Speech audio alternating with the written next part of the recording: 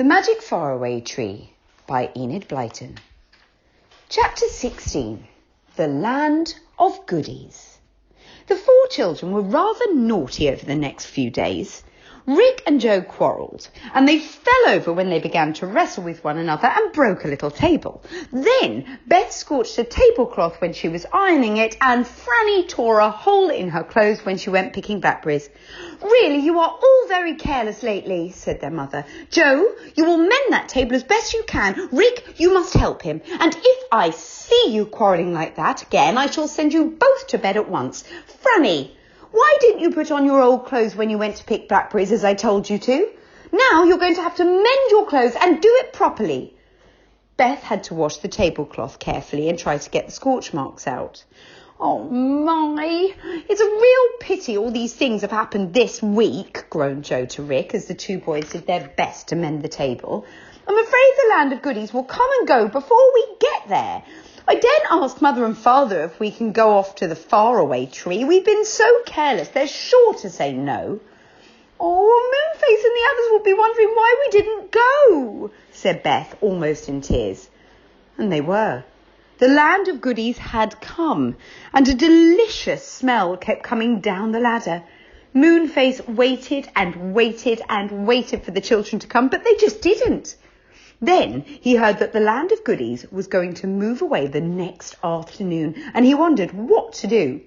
"Well, we said that we'd wait for the children, but we don't want to miss going ourselves," he said to Silky. "We'd better send a note to them. Perhaps something has happened to stop them coming." So they wrote a note and went down to ask the owl to take it, but he was fast asleep.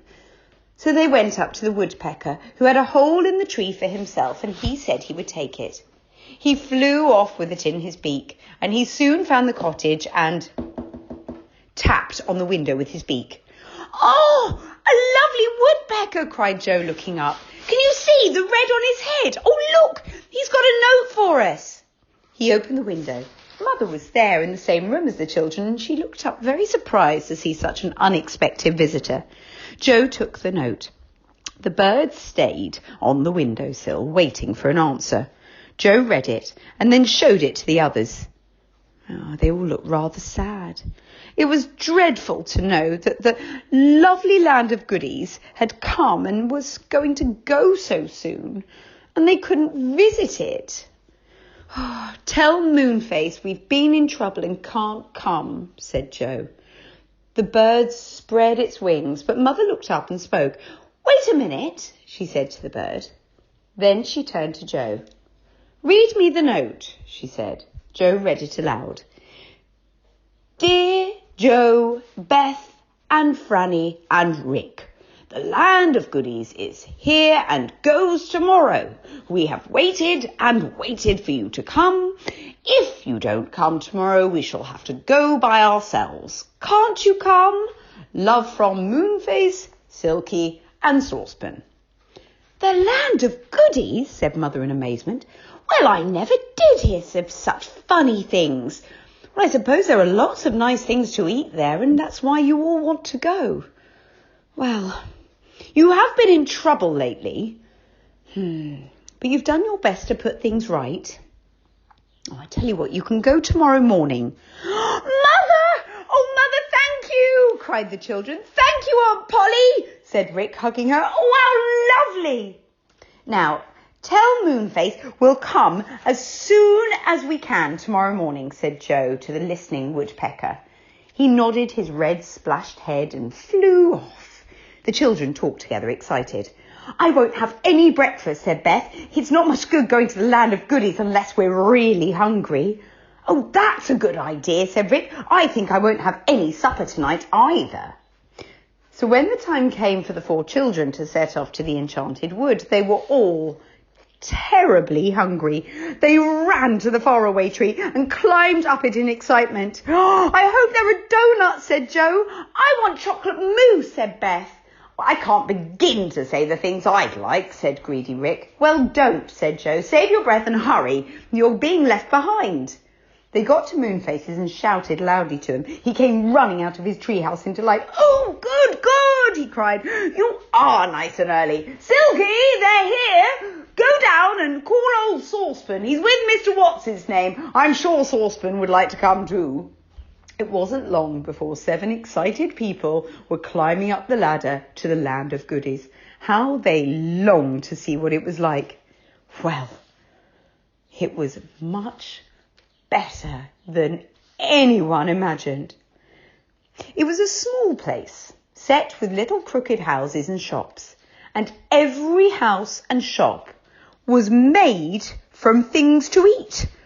The first house that the children saw was amazing. Look at that house, cried Joe. Its walls are made of sugar and the chimneys are chocolate and the windowsills are peppermint cream. Oh, and look at that shop, cried Rick. It's got walls made of chocolate and the door is made of marzipan.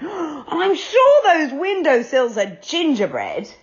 The land of goodies was really a very extraordinary place. Everything in it seemed to be eatable. And then the children caught sight of the trees and bushes and called out in surprise, Look, that tree is growing muffins. Oh, and that one has got buds that are opening out into cakes. It's a cake tree.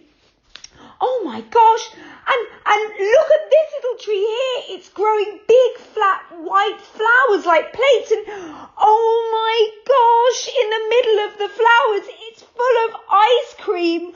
Let's taste it. They tasted it. It was ice cream.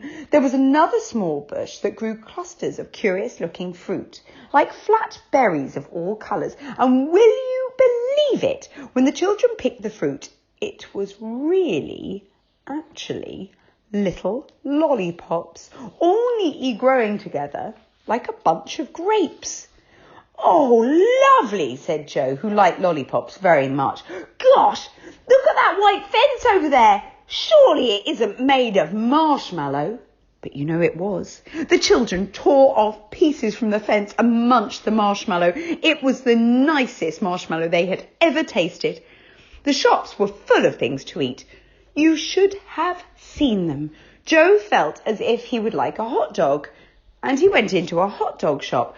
The rolls were tumbling one by one out of a machine, the handle being turned by an odd-looking person. He was flat and golden brown and had raisin-like eyes. Oh, I think he's the gingerbread man, whispered Joe to the others. He's just like the gingerbread people that Mother makes for us. The children chose a hot dog each and went out munching. They wandered into the next shop.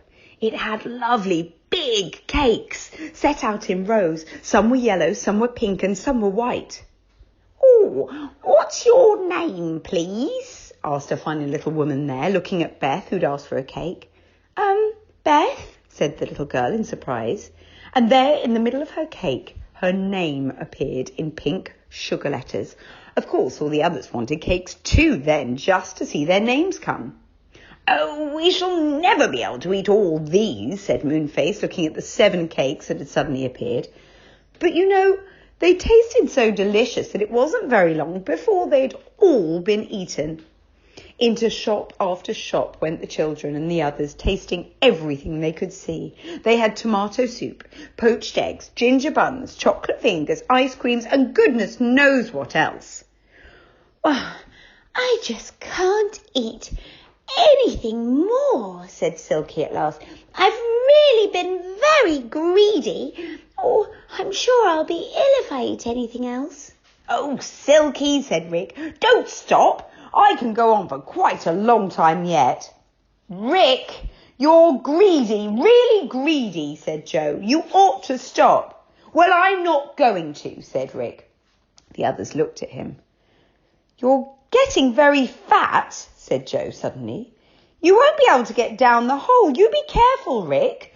You're not to go into any more shops.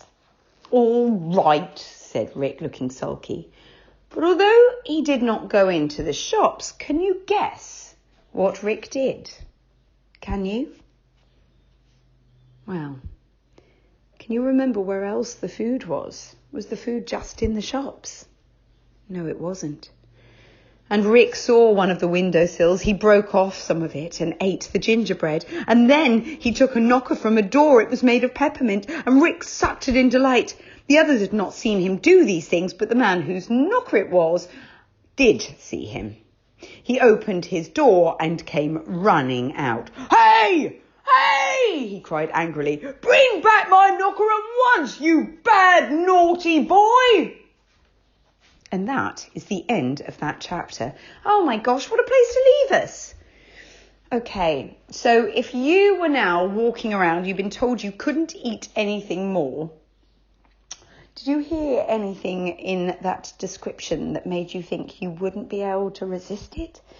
I think I'd have to go back to the marshmallow fences, and I think I'd have to go back to the cake tree and maybe the ice cream growing bush. Oh dear. And maybe I'd need to have some of those chocolate chimneys. So what do you think Rick's going to do? Do you think that after being found eating that door knocker, he's going to make his way back to the hole straight away? Or do you think he'll eat something else? And when he does get back to that hole, do you think he's going to fit down it? What would happen if he doesn't? Oh my gosh, we'll find out in the next chapter. Bye-bye.